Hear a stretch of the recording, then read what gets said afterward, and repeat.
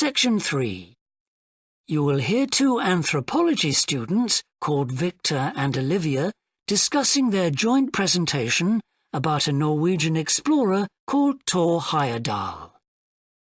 First, you have some time to look at questions 21 to 24.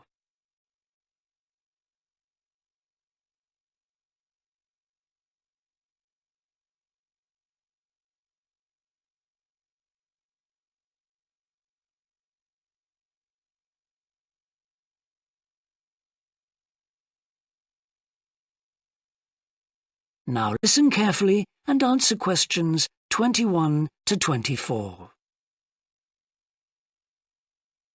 Right, well, for our presentation, shall I start with the early life of Thor Heyerdahl? Sure.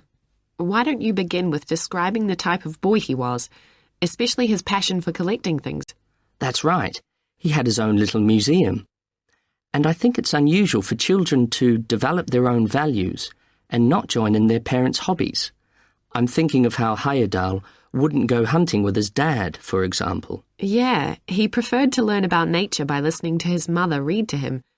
And quite early on, he knew he wanted to become an explorer when he grew up. That came from his camping trips he went on in Norway, I think. No, it was climbing that he spent his time on as a young man. Oh, right. After university, he married a classmate, and together they decided to experience living on a small island to find out how harsh weather conditions shaped people's lifestyles. As part of their preparation, before they left home, they learnt basic survival skills, like building a shelter. I guess they needed that knowledge in order to live wild in a remote location with few inhabitants, cut off by the sea, which is what they were aiming to do. An important part of your talk should be the radical theory Heyerdahl formed from examining mysterious ancient carvings that he happened to find on the island. I think you should finish with that. Okay. Before you hear the rest of the discussion, you have some time to look at questions 25 to 30.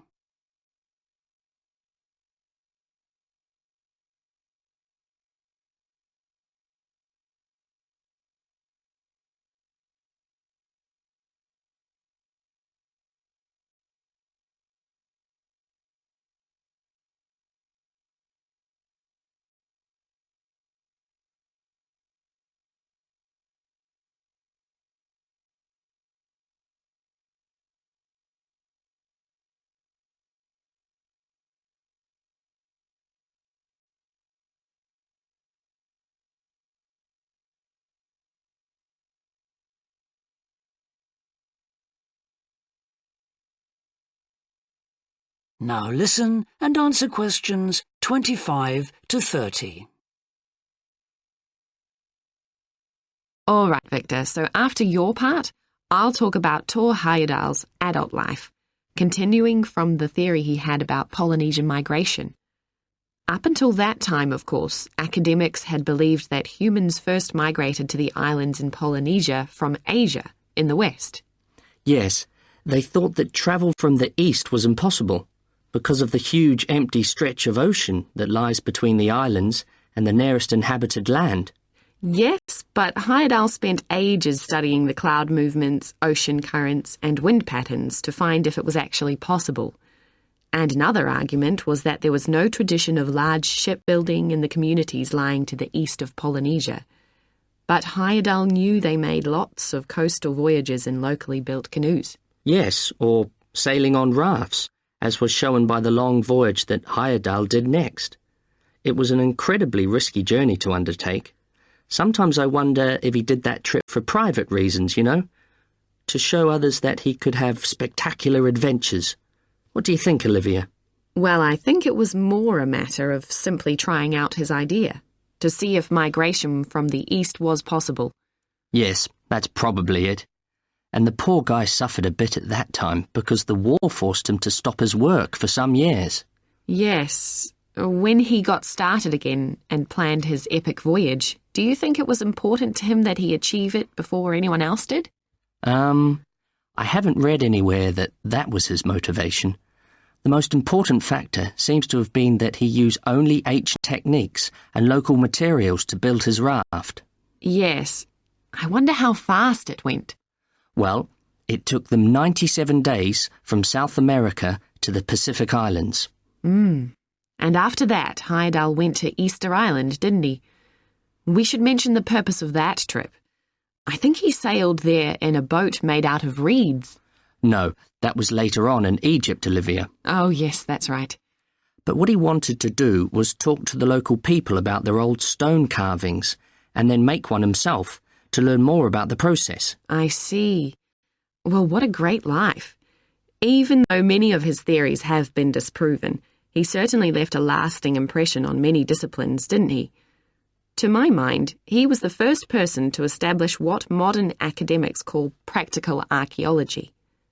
I mean that they try to recreate something from the past today, like he did with his raft trip. It's unfortunate that his ideas about where Polynesians originated from have been completely discredited. Yes. Right, well, I'll prepare a PowerPoint slide at the end that acknowledges our sources. I mainly used The Life and Work of Thor Heyerdahl by William Oliver. I thought the research methods he used were very sound, although I must say I found the overall tone somewhat old-fashioned. I think they need to do a new, revised edition. Yeah, I agree. What about the subject matter? I found it really challenging. Well, it's a complex issue. I thought the book had lots of good points. What did you think of the illustration? That is the end of section 3. You now have half a minute to check your answers.